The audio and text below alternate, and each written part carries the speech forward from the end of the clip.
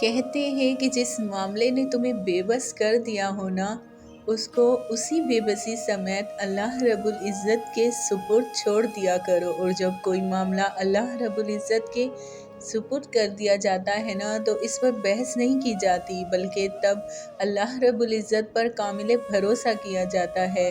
پھر تو بس بڑے ادب سے ہاتھ پھیلائے جاتے ہیں اور التجا کی جاتی ہے، پھر تو مسکراتے ہوئے اشکوں کو دریا بہا دیے جاتے ہیں۔ اللہ رب العزت فرماتے ہیں کہ جب کسی کام کا ارادہ کر لو تو مجھ پر بھروسہ رکھو۔ اللہ رب العزت نے یہ تو نہیں کہا کہ تم راستوں کی فکر کرو یا وسیلوں کا حساب رکھو۔ اور ہاں، سب سے زیادہ حیران کن موضوع، سب سے مایوس کن لمحات میں ہی ہوتے ہیں۔ جو پل صبر آزماتے ہیں وہی پل کو قبولیت کے ہوتے ہیں۔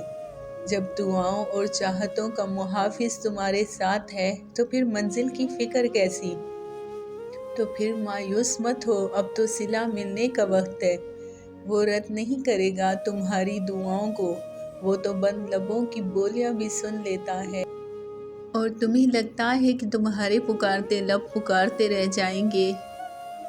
یاد رکھو، اللہ رب العزت کی ذات سراپائے محبت ہے، اور وہ اپنے بندوں سے 70 ماؤں سے زیادہ محبت کرتا ہے۔ وہ منتظر نگاہوں کو موسوں سے کبھی محروم نہیں رکھتا۔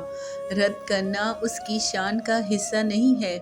ہو سکتا ہے کہ اس کے بندوں نے تمہیں رد کیا ہو، چھوڑا ہو، توڑا ہو، تکلیف دی ہو، لیکن یہ میرے رب کی شان کا حصہ نہیں ہے، کیونکہ وہ کہتا ہے کہ تو غم نہ کھا، بے شک میں تیرے ساتھ ہوں۔